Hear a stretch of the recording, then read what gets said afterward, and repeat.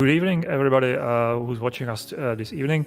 We are live for round 26 of Born to Race Turbo Cup today on Kyoto Ring GP Alternative, which is a special combination of the Kyoto 3 Long. With me here is Peter Butcher. Hello, Pete. Hey, how you doing? And our liaison, as always, is Chris McElroy. This is the final round of this season, which will see 16 drivers competing on this 7.5 or 4.7 miles long track. Qualifying is already over, and we are here to show you the results. But meanwhile, before that, we show you the cars. The restriction for today are for XRT 2% air intake restriction, for FXO is 4% air intake restriction plus 40 kilograms of ballast, and RB4 as usual without air intake restriction and 15 kilograms of ballast. Yeah, I think that's actually an error in the graphics there. I think it's just 0%. No intake at all, and no weight for the RB4. But yeah, we do have the championship standings to go through just before we get going. In the drivers' championship standings, Zdeněk, it's Mantas and Donny at the top, but it looks like Mantas has got most of the grip on the cup. The series organisers look like they have won this one. Indeed, Mantas qualified first, and he has this title in his bag. We follow the standings further down as we see over 60 drivers, maybe even close to 80. I don't remember exactly how many drivers have scored some points, but we see it's also over 80 drivers. Many drivers competed in the beginning. Unfortunately, the driver attendance dropped a little bit during the championship, which is kind of to be expected, but still respectable numbers throughout the season. And we see many drivers. I think there is some irregularities in the points standing probably, but still it shows how many drivers took place or attended this series. This is the drivers team standings. Born to Race dominated. The last race they finished top 4 or top 5, if I remember correctly. Sidus, World Class Lions, Race Green, yes. Iron, Air Attack, and then it goes down further to the final positions. We have 15 seconds to the race start. As we briefly see the qualification standings, with Born to Race dominating the first row, Air Attack, Firestarter, Zidoris, Stifla, and World Class Lines, and so on. Yeah, it's going to be a good start. Let's go to the grid.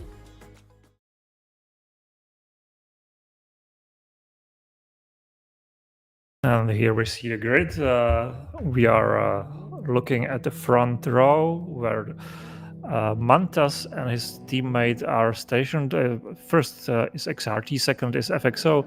And we have two RB4s who have, as expected, a very good start from the line.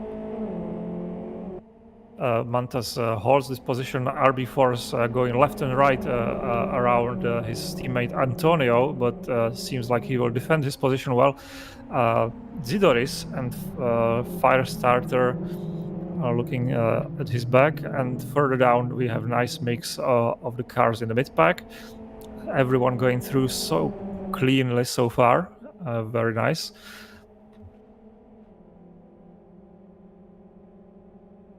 As we watch Antonio, who actually this is a custom configuration, so while Antonio is still shown in second position, he is further down. As we watch Bucket in the middle, and battles all the way throughout the field. Antonio trying to regain a position, going back to third. Nice move. He will be on the outside for the next turn, and seems like he's trying to hold it. He's trying to hold the inside, which he does, and this is very nicely done through this difficult section. Usually it's one car's single line, and here he managed to do it side by side nicely. And Firestarter dropping further down behind Stifla, I think. Is it Stifla? And losing 2 positions in a very short time. RB4 is making an impression on the first lap, for sure, as Mantas drives away in the first place. Wow, and we have Zidoris fighting with Firestarter. Antonio. Antonio gaining the second place back. And what he lost in the first half of a lap, he gained back right now. And here we see the special section of the track. We are entering the oval pit lane, which usually, as I said, is a pit lane.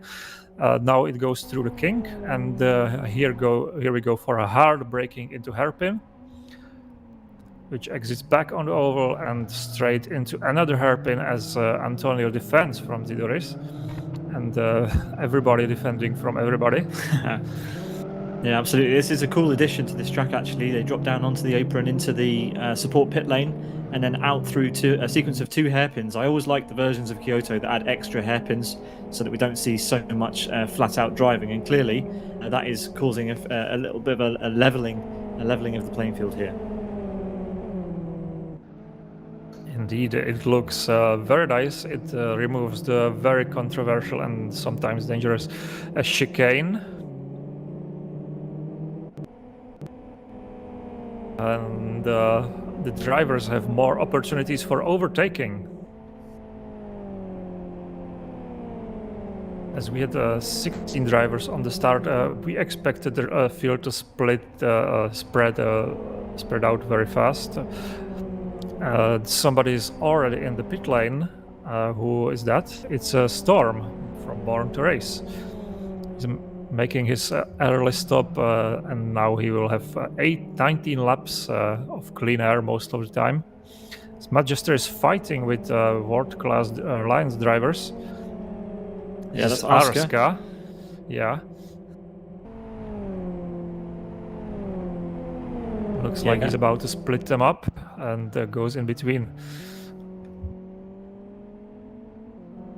So far, so good for Mantas, leading in the XRT, followed by Antonio, who's broken past Doris on the previous lap. And now with the, what should be the fastest car, even though it's got that restriction and added weight, we should see it come into its own onto the oval. Zdeněk, because, well, I think on paper this car can still probably win this race. Oh yeah, definitely. I mean, in the right hands of Antonio, I'm sure it can make this race more interesting. He had a bad launch of the line as expected, but we still have a long race ahead of us. So he will show us what he can do. We've got the Voices of War teammates at the back here having a battle with each other. Mr. Wolf versus Luke. I've not seen this team around for a long time, but there we are. See them back here today. We've got Firestarter and Stiefler up at the front having a fight through Spoon, and it's Firestarter who currently leads out of those two. And I mean, look at the timing tower as Zdeněk. We've got so many XRTs and only a couple of other cars in the mix, so good to see them still fighting. But Stiefler there losing a position as we enter the alternate part of the Kyoto 3 configuration here. And let's see if Stiefler can try and get back past Firestarter. Doesn't look like he's been able to do it into the hairpin though. Yeah, he's playing it safe. As I said, he's a long way ahead. So if he thinks he can hold his position close behind Firestarter, he can try again. As soon as Firestarter goes deep on the exit, wide on the exit, and off to the grass a little bit, but still enough for him to hold his position as Hachiroku is defending from Arska, and this will be an attack into the hairpin, and so it happens. Nice light on brakes. Oh, sorry, that was not Arska, that was Manchester, yeah, thank you. Who went perhaps too narrow into the last hairpin, so it compromises exit, and we have the battle going on, still on the start-finish line, side by side with across the line. And there will be who is going to be braver on the brakes into the first turn. But I thought he's gonna give up, but he sends it inside. This was very brave and very nicely done. Still, slow exit on his side and loses the position again.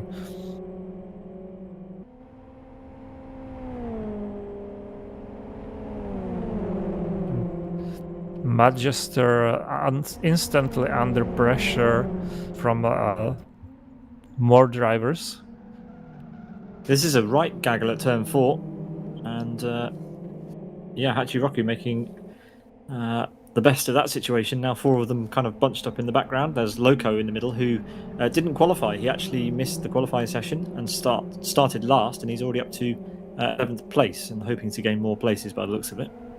We are born to race drivers using their race series to promote themselves very well. He's already in 9th position actually after he crossed the split, as we lose one driver, I think, or was it Vermilion? Yeah, disconnected. So we are following Antonio Didoris in 3rd place, Firestarter in 4th place, Stifla Arska, as we watch Luke in the 14th position from Hermany's point of view. And the Hermany goes deep, he brakes very light, which gives Luke opportunity for the next section of left-handers.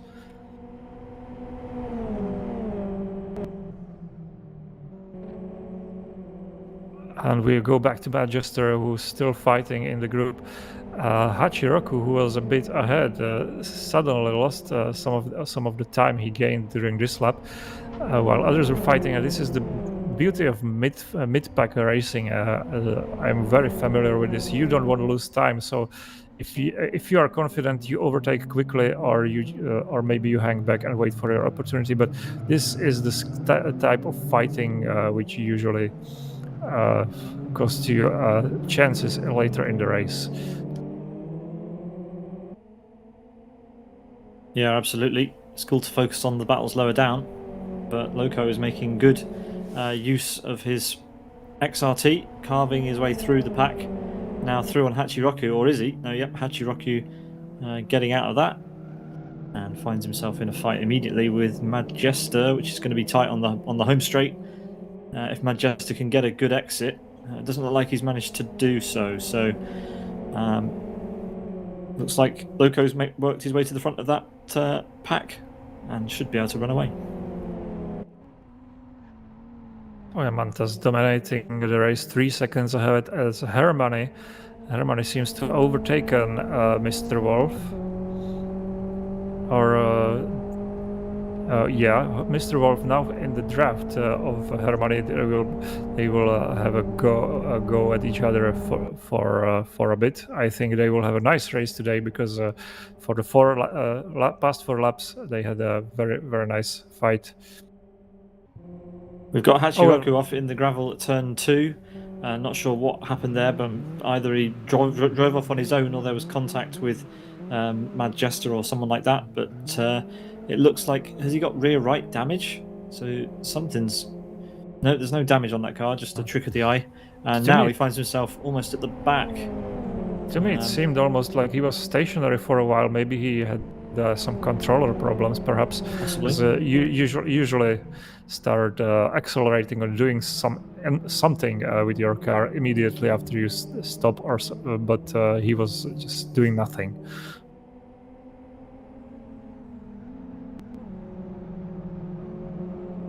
Teemu Soini and Packet now in a fight. Teemu Soini in the World Class Lines livery there with the blue streaks on the bonnet, facing down Packet 42X into turn 9. One of my favourite kind of complexes at Kyoto.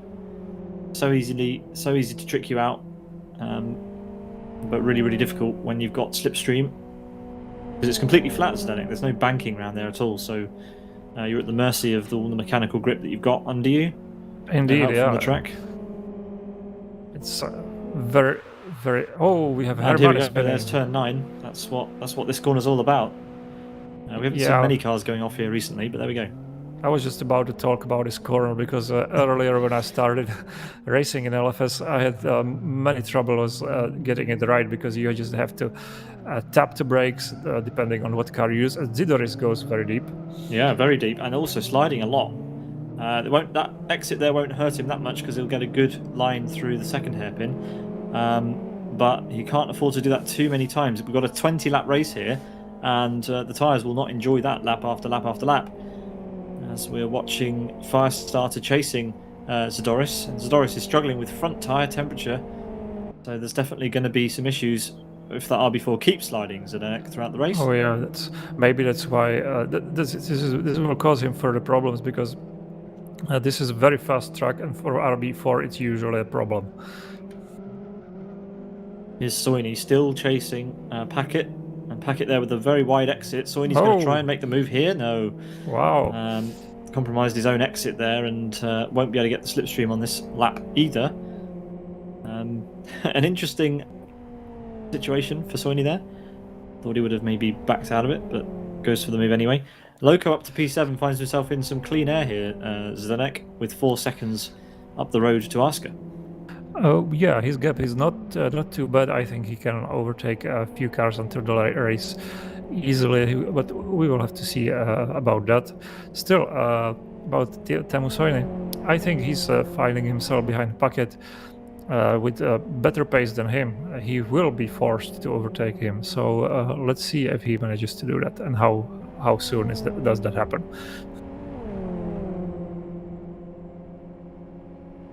Yeah, well, it's not. Sometimes it's not a case of if or when with Soini. Sometimes he'll go for it. Sometimes he'll stay behind and find a safe way to get around. We've got Storm recovering from the back as well on Wolf here on the outside for turn 5. What turn is that? Turn 4. And that was easily enough. He got it done on the straight between 3 and 4. Oh yeah, the only car that has pitted so far, making his moves on the back markers, and already finding himself in 13th position, contrary to what we see on the screen right now, because he hasn't crossed the split line yet. But he's about to. Yeah, this is right now. We should see the numbers switch to his current position. Yeah. Mantas enjoying ever so a growing lead. Now it's 4 seconds ahead of his teammate. So far, our guess about FXO catching up to him is not coming true, but still more than 15 laps ahead. FXO tires may be also suffering a bit from the fast nature of this track, but they will come to life a bit more later in the race. Yeah, and I really wonder how Antonio's tyres are doing. He's the only FXO in the race, and he will be, we'll be keeping a close eye on him as the laps wear on. It doesn't take too many laps around this track for your tyres in a front-wheel drive car to start to complain. Fortunately, there are plenty of slow corners and long straights to try and get some of the heat out of them. But yeah, Antonio chucking that car around, so still feeling confident with the tyres, which is great to see because that might lend us a fight later on. But yeah, 4.5 second gap for Mantas after just 5 laps. Yeah, as Mantas crosses the line now, that's some effort. Over a quarter of the way through the race already, and Antonio really able to close the gap at the moment. Yeah, but as you said about his tires, I see his stats right now, and he seems very comfortable with his tire temp. So perhaps just maybe a lack of pace today, but we will see. As we watched Firestart and Zidoris both running very wide. Zidoris enjoying his hot tires a bit too much, maybe. Yeah, as we follow them over the pass and down towards turn 4, Firestarter may have a run here on the inside. Is it going to? Oh, Zadoris covers the inside, so Firestarter needs to go for this the long way round. Maybe he'll try the cutback on the exit. That's what he's trying to line up. But yeah, the 4-wheel drive RB4 just has that completely covered off. Oh, yeah, and also it's easier to defend the tight line in this corner. So he made it easy on himself by positioning the car on the inside and making a tight exit line, which makes it very difficult for the car behind to overtake in here. Yeah, as we follow the cars now down to turn 9, Zadorus looks like he's got this all in control, but will Firestarter be able to do anything on the oval? Of course, we've got the slightly longer run down to those 2 hairpins. But yeah, it looks like Zadorus might be struggling on those tyres. He can't get the car through turn 9 without Firestarter being able to draw alongside. That was quite a nice move there. And even, is he going to be able to get around the outside cleanly before Spoon? It looks like he is. Maybe not quite. Yeah, no, there we go. Firestarter will have better exit from this turn, so maybe he will manage to. Oh, somehow Zadorus got a better exit. Yeah, that was strange. Zadorus' left front was overheated, but for this corner he had the cooler front tire on his side, so he could drive through the corner fast. So, but still side by side until for the next hairpin. Let's see if Zadorus can brake in time, because he was deep into this corner before. And seems like he just slots behind because there is much to lose and not much to gain. Yeah, riding on board with Asker, you can see what this looks like from the driver's perspective. Zadorus all out of shape. Firestarter able to now pull away a little bit, and Stiefler in the other RB4 in the race now getting the better of Zadorus. So that's how quickly it can change while you're fighting another driver. Will Asker be able to affect the pass here as well? Well, if Zadorus goes for this move, Asker's going to... Oh, everyone's gone wide, including Firestarter. I didn't notice if there's any wind at the start, so maybe that could be a factor, but I'm not sure. Still wide through the chicane. Stiefla with his RB4 with a much better tire temperatures, better tire management. So it's all about setup and driving style, and he does it much better than Zadorus in the same car.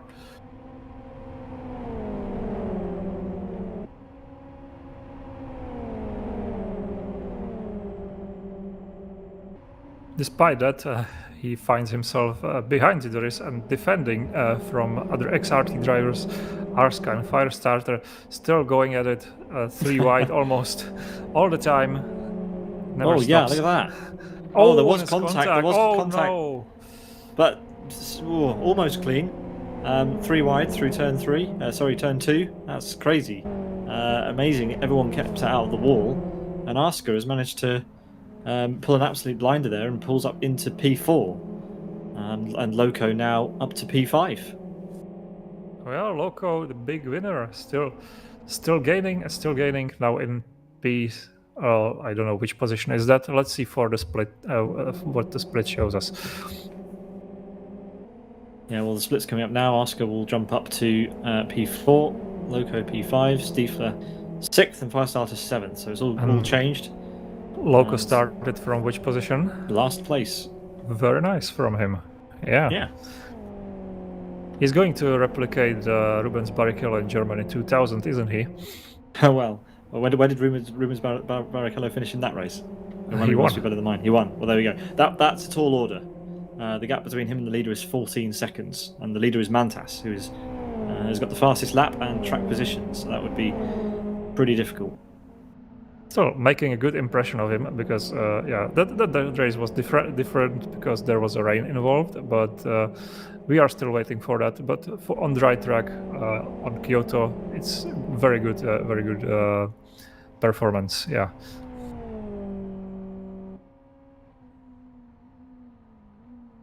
Here comes Mantas to the chicane, taking a very tight line, almost too tight there. Loco is in the draft of Arska.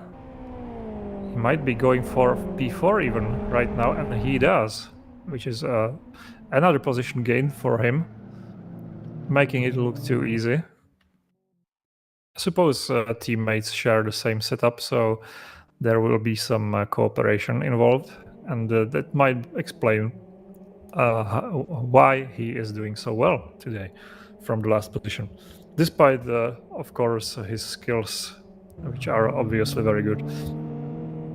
Soini's made the move on Packet finally, and that's the position they currently occupy at some point. Soini's got past. It must have been this lap. So yeah, the packet trying to get back. But Soini up to P9. Defending nicely. Shame I didn't see it, because that would be the first overtake I would see Mr. Soine perform on somebody. And I'm honest, because this would be the first time. But still has to defend from Packet, who is not happy about him losing a position. But is not going for the draft. So perhaps this is settled for a while. For the next turn at least. Soine braking just in time, taking a nice, maybe two nice line deep into the corner, and the Packet is back and takes the position. Yeah, but for how long? Because Packet just went off the track, spun up the rears, and Soini will try and get back surely on the outside then for turn 4. Yeah. Let's watch this to its conclusion, and then we'll find some other action. It looks like Loco and Aska still close. Loco now trying to bridge the gap to the RB4 of Zadoris. Zadoris was able to break away while Loco was navigating his way through the traffic on the previous lap. Yeah, we are approaching turn 9. I think we've seen probably all the drama we're going to see at turn 9 this race. Yeah. While it's strung out, it's not as difficult unless someone's going to try and overtake into there at some point later on. Yeah, we are watching probably the biggest bunch on track right now, because and it's a good bunch from 3rd down to 7th position. 3rd, 4th, 5th, 6th, 7th position. And down the order, we have one couple of drivers, which is Packet and Teemu Soini, fighting for position, but otherwise the field is stretched, and we have them side by side right now again.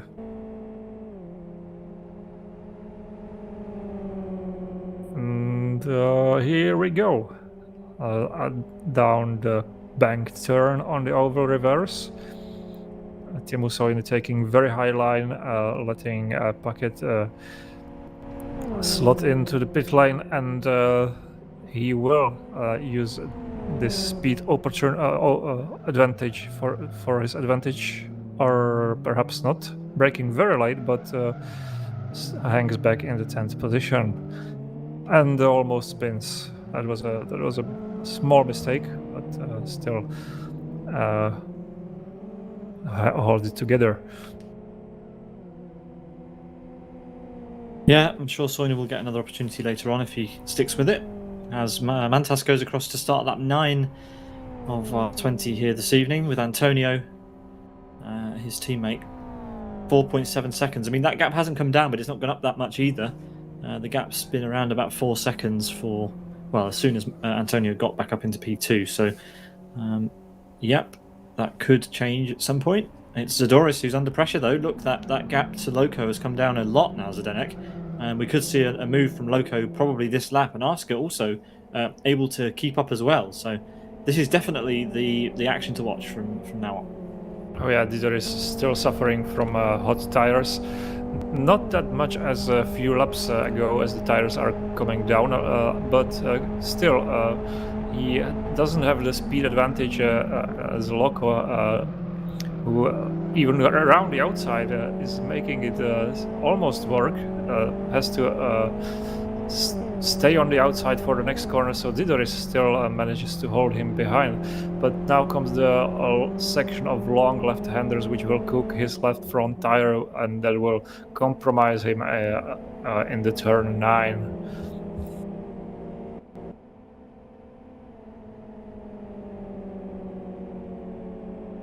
Yeah, this is getting spicy, and I know I mentioned there weren't any incidents in turn 9. Well, there won't be many incidents. If Loco was a bit closer, we could maybe have thought about going for a move here, but it would be quite risky, but not possible from that far back. And Zadoris making an absolute hash of that, had to get out of the throttle, back on the throttle, and just did not have a smooth turn 9 at all. And now Loco trying again on the outside. He likes to try it around the outside, brakes early, stays wide, potentially going to try the cutback, but that four-wheel drive RB4 is really strong out of Spoon. Oh yeah, and it's going to be a move on the oval. Zidoris has done this a few laps before, a few times I think, so he knows what to do, and he will try to defend for the hairpin, but I think Loco will use his speed advantage wisely and try to attack as Zidoris goes very defensive and forces Loco to take the outside line for the hairpin.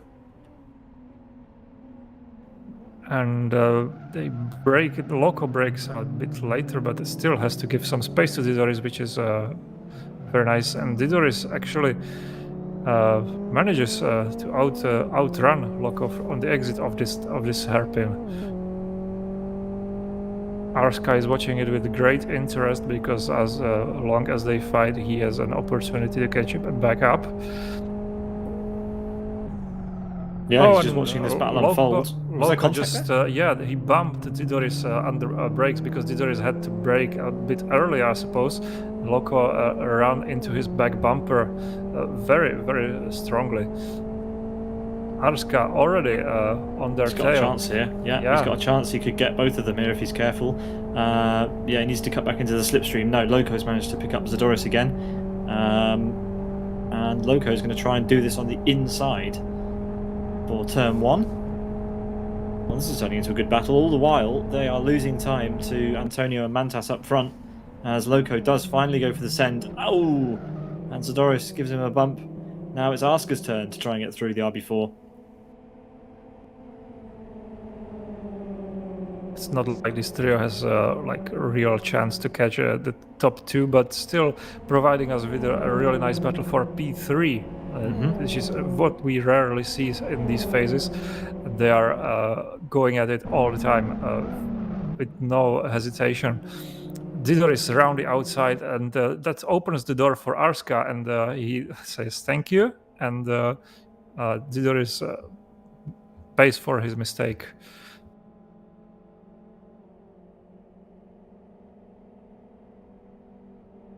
But not for long. Zidoris used this inside line as Arska had to lift a little bit and goes back to P4. So Arska has to wait for another opportunity as Loco runs away from last position to P3 and makes this Born to Race Turbo Cup fully Born to Race as they go top 3, and Arska back on the inside. Is there a slight contact or just they go cleanly side by side? A bit of pain trade, but very nice racing from these two drivers. Yeah, really cool stuff. And again, this time Zidoris finds himself on the outside around Spoon, which isn't the position you want to be in. But the four-wheel drive, all-wheel drive RB4 is pretty good out of there. So yeah, like you see, he can come back at Arska. But is he living on borrowed time? I think those tyres are going to start to go pretty soon if he keeps fighting. And Arska does have the inside line for the next hairpin. Yeah, they're very hot, even though the past laps they haven't been so hot in this section of the lap. And Stifla and Firestarter are already also in the contention. They have been nowhere, and they are already back on their backs. It has happened so fast. These Zidoris and Arska still trying to fight it out. They don't give each other a break. They are providing us with great entertainment. Arska thinking better of it. Zidoris there was maybe an attempt from Arska, but Zidoris moved under braking a little bit, I think. And now we have 4 cars together again from 4th to 7th position. Zidoris, Arska, Stifla, and Firestarter. As Loco goes to pit lane, and he has a drive-through penalty for speeding. That's a shame, because that was a lot of effort that he put in to get up to P3. He was on the podium. He didn't need to take any risks. As Arska makes a massive dive, and that's held up Stifla. Firestarter joining the back of this action now as well. Those certain drivers drop off the front and other drivers join at the back, and we're left with another huge scrap for P3 in this race. And Zadorys somehow finds himself with a bit of a get out of jail free card there, as Zdeněk, with Loco making that mistake, which will cost him time. It will cost him, well, how long is the drive through going to take him? Maybe 10, 15 seconds? Something like that, I believe, because he still has like 10 laps to gain time, but now he has extra work cut out for him by himself. So good luck to him. Gaining the time, he just lost, or he will lose, as all Didoris and Arska going wide in this difficult place, because if you go into the gravel here, you are not going out anytime soon. And wow, what is happening? It's 11 laps. I didn't expect this today. Yeah, this is cool. I mean, we don't tend to get pack racing, especially with two different cars. We've got two XRTs, two RB4s. This is the battle for third place. Loco's probably out of the battle for third, unless a miracle happens. If these guys continue to fight for the next 10 laps, then sure, Loco can come back in and make this a 5-way fight. But there you go, it's 3 wide, or 2 wide. It's going to be 3 wide in a second. Stiefler will slot that car up the middle, will he? No, or trying to just follow Zadorys through. Blimey, the XRTs are making tough work of this. Like, they should, on paper, be quicker than the RB4 here, even with that restriction. But we'll see. Can Arska get Stiefler? He goes to the outside, and Stiefler goes to the inside on Zadorys. It's a pincer movement. Watch Firestarter in the background as well, if these guys hold each other up. Yeah, there you go, Stiefler on the apex, and Zadorys will remain in the lead. This is crazy stuff. Yeah, it turns out if you're Zadorys, you can defend against anybody. Just anybody at any position. Yeah, exactly. Well, there we go. This was I was expecting him to drop at least one position, but he just placed the car nicely, and he knew what is going to happen into the next corner. He just used the car and his position as best as he could. Stiefler there losing 2 positions and then gaining one of them back by parking the car on the apex and holding Firestarter up quite a bit. And now Arska surely has the slipstream on Zadorys and can stop messing around and to get this move done. Firestarter and Stiefler will also be side by side in a second as well. Antonio's just gone in the pits, yeah. Yeah, Antonio is going to drop behind his group, but I don't think he's going to influence his race in any way, because these guys should pit as well. And although, yeah, maybe if they keep fighting like this, he will catch them in 2 sectors, maybe. It's 4 cars in a group, side by side, all the time. And how do we commentate on this, Peter? Because this is changing every 5 seconds. Well, you can just sit back and watch. You don't have to talk about it if you don't want to talk about it. Loco does complete his drive-through and rejoins in the top 10. So that's.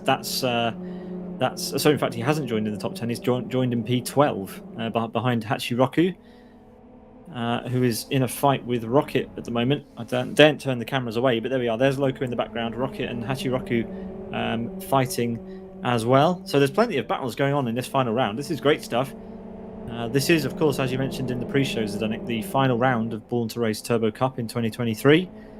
And we're not sure of the future of the series yet, but it's had mixed reception. But we've definitely enjoyed putting together the broadcast package for this series. It's the racing is the sort of racing that we enjoy. The drivers have to put in the preparation, and the drivers that do put in the preparation, they get the good results and put on a good show like this. Indeed, as you said, unfortunately, there was a message on the Born to Race Discord from the race organization. They are still unsure about the continuation of this series because, I mentioned it in the beginning. The attendance is dropping, and maybe it's not.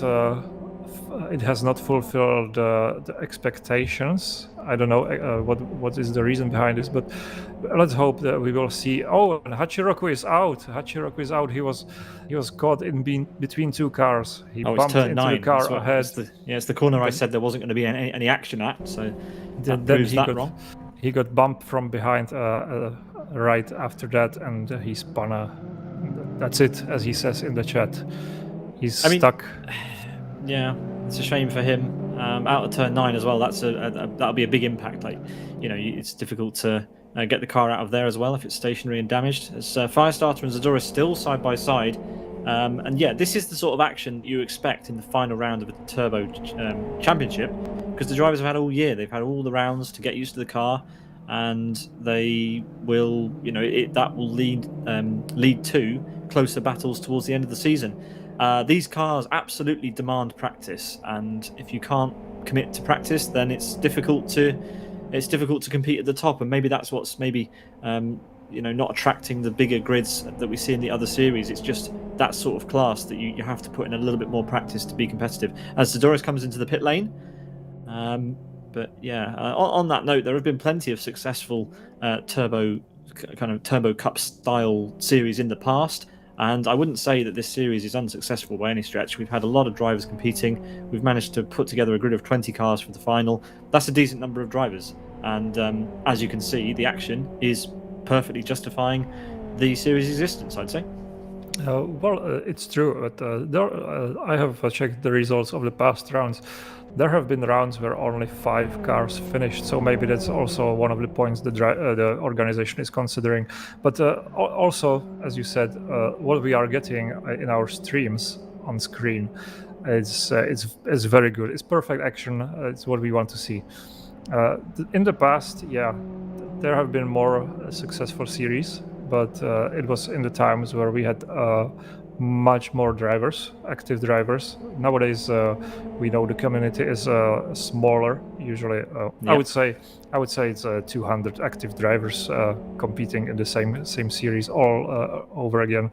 But if you are not interested and you have this small community, it's easy to have small numbers in your series. Just not attend and do whatever you want to do, because LFS nowadays has the community is focused on the cruising and the modding, so this is where the big numbers are. You have people doing that, and the racers are waiting for the update, which might rejuvenate the interest in the racing. But for now, we are stuck with what we have. I think the modding has definitely helped the racing scene as well. That's true, because we have the cars of Prototype, Protec, as Didoris goes wide in the turn 10, I think. Yeah, onto the grass. So he's making a hash of this.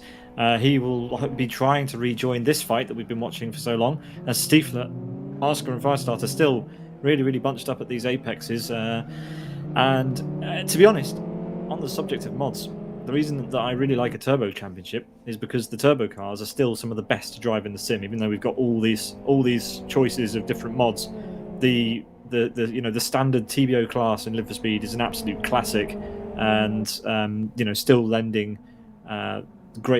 still giving us great racing, and they provide a really awesome driving experience for all of us. So yeah, it's still a very relevant class. It's great to watch, tricky to master as we've seen, but yeah, it's great to see. It's been great to have the Turbo Cup, honestly, this year, even if it's not really fulfilled the expectations that the organisers wanted.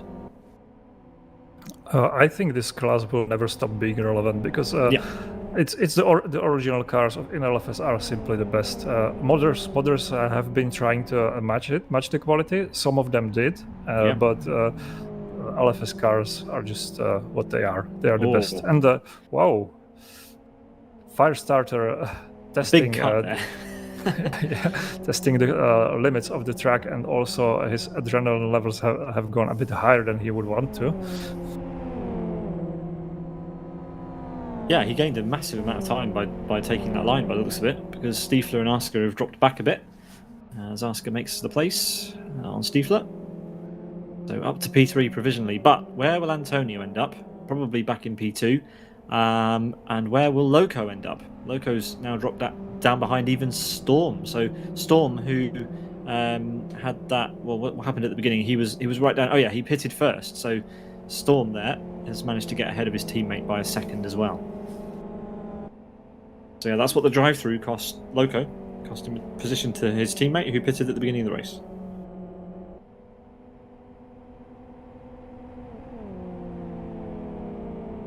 We are on lap 14, and we will watch that battle between the teammates. They are now racing for position. They've both made their mandatory pit stop. Let's get a refresher of who battle. has. Oh, there we go. Not really battle. I think they knew what they need to do. Possibly. Antonio is currently the highest placed car of those who stopped. He's in P5. And Mantas will need to keep an eye on that, of course. And we need to keep an eye, actually, on the gaps between those two. Because when is Mantas going to pit? We always talk about this as we get towards the end of the race. There is a 32-second gap, which is obviously sizable. And I think Mantas will be out pretty easily in front of Antonio if he pits now. Antonio seems to have had a longer stop than maybe he needed, but we'll see if that is true in a few laps' time. It looks like it looks like the time was okay, a quickish stop for Antonio. So, no signs of Mantas going in the pit lane there. So another lap he will add to his tally. 6 to go once he crosses the start-finish line, and we'll return to Stifler. Little group battling for second place currently on track, fighting again. Did I say again? Again and again. The same group. So Stifla behind Arska right now, going for the slipstream on the start-finish straight. Antonio watching it from behind. Obviously, as I said, he was in the pit lane. He didn't catch them in 2 sectors. He's still waiting to get close for a pass. But right now, he might be thinking he will lose some time in this group, because even if they make a mistake, he will still have to be careful around them. Yeah, he's on a different strategy, but they don't have to let him through, so they can just continue their battle. There's no blue flags here. They probably. They don't have to even realise that Antonio has pitted. He's got to get through them by making sensible overtakes. So this swings the pendulum firmly in favour again of Mantas. So even if Antonio has gained time, he's about to lose it all again as he tries to get through 3 cars who have all got their eyes set on a high position as Packett goes into the pit lane. Yeah, as you said, these drivers have been so busy all the race. They might not. They've been very busy. He was in the pits. So let's see how they handle this. Yeah, well, remember, Antonio's not had any real practice this race at not too much practice of being involved in battles. He's now caught up to cars who are not on his pace, but not too far off, and that's going to be difficult to get through. As you can see there from that angle, Arska is stepping the rear end of that car out a little bit, so. Not able to stay on the back of Firestarter. Antonio is 3 cars back in this picture. Despite being on lap 15, Antonio still has to manage his tires because the inside of these fronts are super hot. So he doesn't want to take any unnecessary risk and perhaps ruining his race with his tires as well. Yeah, you can just hear the engine note of Firestarter, how much he has to throttle the feather through. Feather the throttle through there. Did I say throttle the feather? Yes, you did. Wow. Add that to the list of. Well, I won't say it. There we go.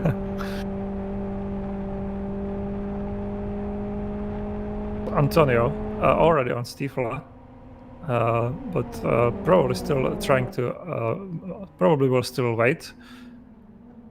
Or having a look, he's having a big dive. Oh, actually! Oh wow! Yeah, that's not on, is it? Antonio will definitely apologise for that one and let those two resume their fight. There is a damage on his front right, and also overcooked his tires during braking because there was a lockup. There was a big lockup. Well, it was something. As I was saying, he will not want to take any risks. He took one massive at the first opportunity. Yeah, that's fair to say. And that's the thing. He doesn't need to rush around. There's absolutely no risk of him. There you go. As Arska goes into the pit lane, Antonio has P2. There is no way he's going to lose it now, unless he does more of that. There's no need to take that big risk on the brakes. Just needed to overtake them in his own time. There we are. Arska into the pit lane. He will rejoin just in front of his teammate.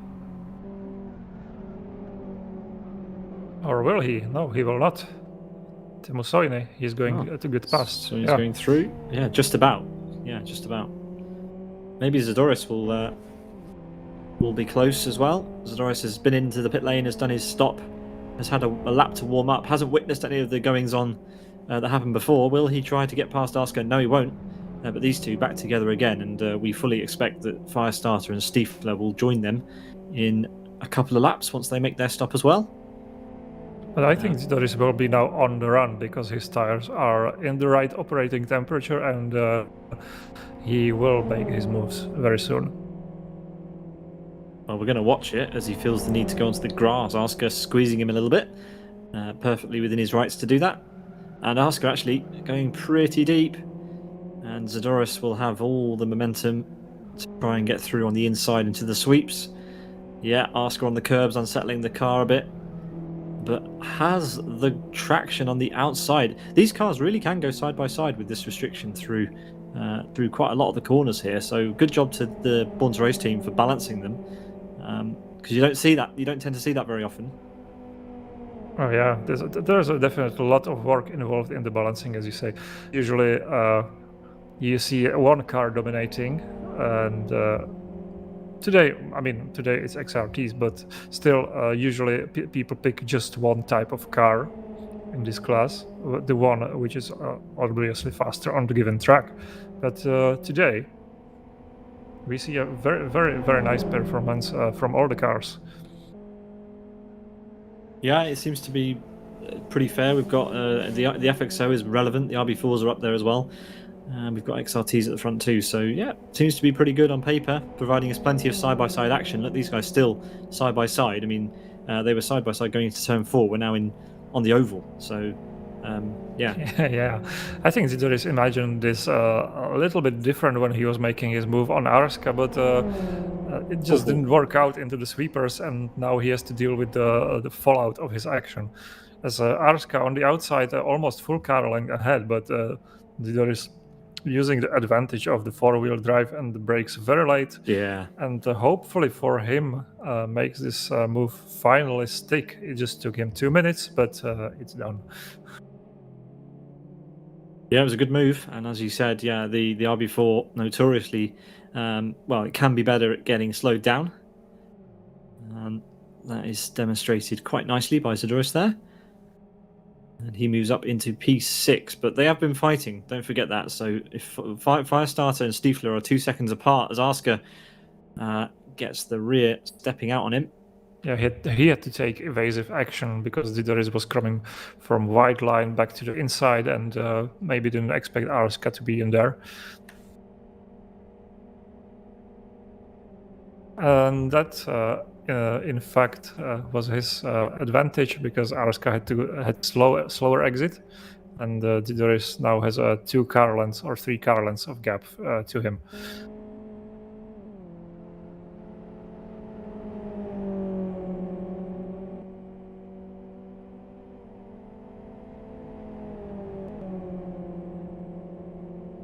Yeah, 4 laps to go, including this one.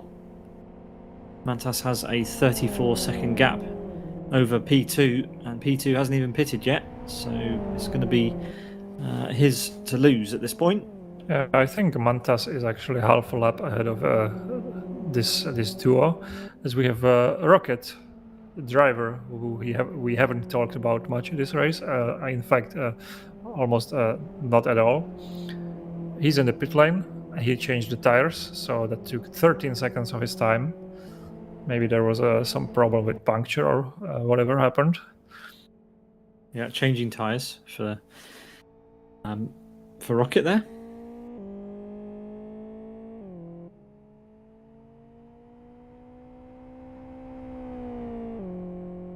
He remains in P12, if I'm correct. So yeah, his gap was massive to the drivers in the last 3 positions, which are Hermione, Mr. Wolf, and Luke. And actually, Luke and Mr. Wolf are still fighting together. These teammates are inseparable. So we have even a small fight for the last position. with a little gap, but still very close together after 16 laps. Yeah, and good to see some old drivers, old faces returning. The Voices of War team. Not seen them for a long time, it has to be said. So cool to see them back in the racing action as Mantas comes across start-finish to make it 3 to go here in the final round of Born to Race Turbo Cup for 2023. Mika is sorry you can't make it here today, Zdeněk. I'm sure he would have loved to have brought the season to a close with you as you both started it in the middle of the year. Oh yeah, it's a shame we don't have Mika here today, but he said he was busy, and yeah, that happens. As you know, I haven't been present to commentate some races during this year as well, so yeah, it's live. Yeah, been an eclectic mix in the commentary box. We had Andy Elston with us last time, even, which was nice to hear his voice back on the LFS airwaves.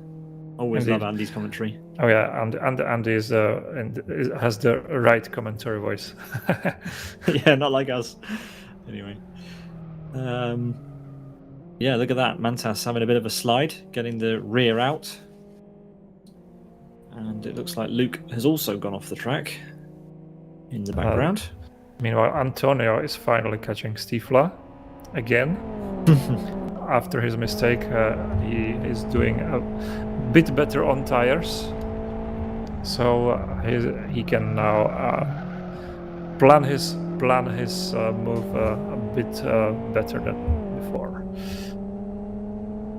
Yeah, let's see where he chooses to do it. The reason I want to do that is because it could be turn 9, and I love a spicy, juicy overtake into turn 9. Edge of the seat stuff normally. As we climb the hill, this is normally advantage front-wheel drive territory. I think Antonio has better line for this turn because Stifla was a bit wide in the previous turn. Oh, it's going to be a turn 9 overtake. Here we go. Are they going to fulfill your wish? Yeah, Antonio lifting. Is he going to go for it now? Yes, he is. No, he's not. Oh no! Almost sad. Yeah, it doesn't even attempt it on the exit. But anyway, never mind. Probably the better decision for Antonio. Maybe into Spoon. Yeah, into Spoon. Why not? He sends it inside, and I was about to say makes it look easy, but it's not always. It's never easy on this track. It's a great corner. This. It's always 2-minute fight if you want to overtake. I think it's a very unique corner that actually in Live for Speed. There's not many other corners that have that downhill, off camber, constant radius to fight through. It's so unique. There's so many different lines that you can take through it, and as you can tell, it doesn't really matter what Antonio did all the way back there because Steve has managed to get back alongside. He's on the outside though, but should, as you said before, get a good exit. No, it's this hairpin. It's this hairpin that decides who's going to come out on top. But yeah, as you said, as we see Mantas finally pitting on the end of lap 18, as you said, this corner is unique, and with the upcoming updates to the tracks, Kyoto being one of them, I'm sure it will. Some of the corners, despite criticism, are going to be missed. Not the over chicane, but I know some of it's been reprofiled, but not all of it. I'm sure some of the classics are going to stay. I mean, remember that the second sector of Kyoto has been massively refactored over the years as well. In older versions of the game, the second sector on KY3 was completely different to how it is now. Yeah. So yeah. Let's hope we still have some fast sweepers I'm sure in the new will. versions. I'm sure we will. Yeah. This is the spirit of this track environment. Yeah. I mean, judging by the updates to West Hill, pretty sure that any updates we get to Kyoto are going to be improvements. We've already seen the improvements to the Boothie area, which should improve things in that area. Yeah, it's true. I didn't think I will like the new West Hill when it was coming out because the turns were they are as we know them, and before they were just flat out with one line through. But people learn to like it. I think I learned to like it more than the old one, actually. Yeah, for sure. I mean, it's objectively a better racetrack. I mean, that's my opinion. Feel free to disagree with me, but if you think about how the racing used to be there was a lot of silliness over some of the curbs, and I know there still is, but to a lesser degree. So in terms of objectively, it's a better racetrack in my opinion. As Zadoris goes wide, that's going to allow the inside now for Loco to make up a couple of places. So remember, Loco got a drive-through penalty during his pit stop, and is recovering now. They're up to P6. And Do you remember me saying a few laps ago that Zidoris is ready to make some moves? Well, that didn't happen. No, to be fair, it's difficult. Zadoris is an exceptionally talented RB4 driver. Definitely more suited, I think, at the moment to rally. But he's always given it a go on the racetrack. But the RB4's just let him down today. In this case, I think his setup was not ready for this. Compared to Stifla, who is now a few positions ahead of him comfortably, who had much cooler tires. But Zidor is coming out of his hibernation, warming himself up for the annual Race Green all-wheel car series, all-wheel drive series. I don't remember the name exactly, but I'm sure we will see him in there. Sorry for other race team series promotion. It's fine. We're not biased here. We like to support all the different series in Need for Speed, and we can promote them freely. As Zadoris is trying to find the way back past Loco, but it's this is why I really like the extra 2 hairpins here, because you don't get this if you're going flat out through the hairpin, through the chicane. Sorry, it's 2 extra corners. It's why I like K32, because it adds those 2 extra corners, one out of Spoon turning right onto the oval, and then right again off the oval into this section that we're in currently. Hopefully the new chicane is. I think there were some screenshots on which it was already shown a little bit. Yeah. But let's hope it's reprofiled in a way that makes more sense than it is now. I think judging by what the updates to Kyoto especially are good ones, as we have Firestarter and Stiefler both out of the pit lane and rejoining. Well, I think Oscar has just got through Stiefler, and he's managed to get through Firestarter. Oh yeah, so... Firestarter had damage. Fixed in the pits, so that cost him 6 seconds compared to others. Yeah, look at that. Loco has also managed to get past Stiefler as well, so he goes up to P5 in this race, and Zadoris just hasn't got the pace, I don't think, to catch up to Stiefler by the end. But let's see what happens when we go over the sector time. Mantas is already in sector 2. 17.5 seconds, an unbelievable distance ahead of his teammate. That is a mighty gap to have opened up after the pit stops. Remember, the gap was only 4.5 seconds when Antonio pitted Zdeněk, so that's huge. Yeah, this is what happened when you catch to a pack of cars and you cannot get instantly through, among other things, of course. Still, good for Antonio that he still managed to hold the second place, 4 seconds ahead of Arska in third place. And could have been worse.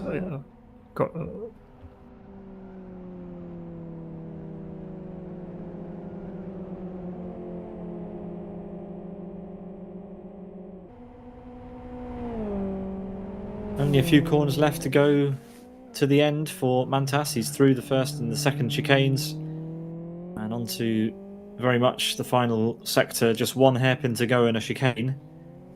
And we will have found not only our round winner, but almost definitely our season champion for 2023. As I just saw Didoris run wide on the oval section into the grass, but no problems for him as Mantas enters the final turn of this race. And he can do whatever he wants now. He has 18 seconds gap almost. So, but he chooses to not do anything flamboyant and crosses the line. Champion of this series for this year. Champion of this race. Winner of this race. comfortably ahead of his teammate Antonio in FXO, who chooses to do something extra for us. Is it I mean, safe? he's got to be careful. Yeah, no, he's got enough time. Oh yeah. A little unorthodox way to finish. Didn't quite go to plan there, but he will be credited with P2 and an FXO gets the second place on the podium, and it's going to be an XRT who takes P3 Zdeněk. Yeah, it's Arska in P3. After him comes Firestarter, and top 5 is finished completed by Loco, who without the drive-through would be on podium easily. Unfortunately, this is what happens sometimes. 6th position is Stifla ahead of his fellow RB4 competitor Didoris. And comes Storm just ahead of Teemu Soine and Madjester in 10th place, which is our top 10, yeah. In 11th position comes Bucket, who also had a bit eventful race for a few laps, and we had him on stream for a while. Very, very good performance by him. And then Rocket, who was not on the stream at all. He was a couple of times. We picked him up a couple of times. Very calm race. Will finish in P12. Hopefully he has enough fuel for that to happen. Yeah, well, he gets his airtime at the end, that's for sure. Just wrapping up the race. It'll be Hermani, Luke, and Mr. Wolf who will finish after Rocket. Yeah, this trio who has been racing together on the start of the race will finish together as well.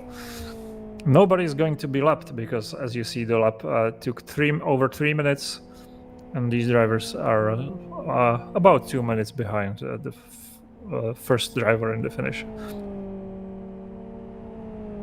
Yeah, they were close to being lapped in the end. It's quite a long lap here, so not too close. But look at the race winning time: 1 hour and 57 seconds was the race winning time. Well, only Gabor would finish in 1 minute. Maybe not even him. But as here come the final 3 drivers: Manny, Luke, and Mr. Wolf, before we can wrap up the season. So yeah, out of 16 drivers who have started, or perhaps 17, yeah, we lost only 2, which is a very good. Yeah, that's decent. Actually 3. There was Krach, or what was this nickname? Sorry, who didn't start the race. Then we had Vermilion and Hachiroku who didn't finish. And so, again, let's go through the standings. Mantas easily in the P1, Antonio with 22 seconds after his flamboyant finish in P2, Arska in P3, Firestarter and Loco rounding out the top 5, Stifla, Didoris, Storm, Soine and Madjester in the top 10, with Teemu Soine providing me with the overtake I haven't seen yet. Thank you for that. Bucket, Rocket, Hermani, Luke and Mr. Wolf as the 15 finishers of today's final race, round 26 of Born to Race Turbo Cup.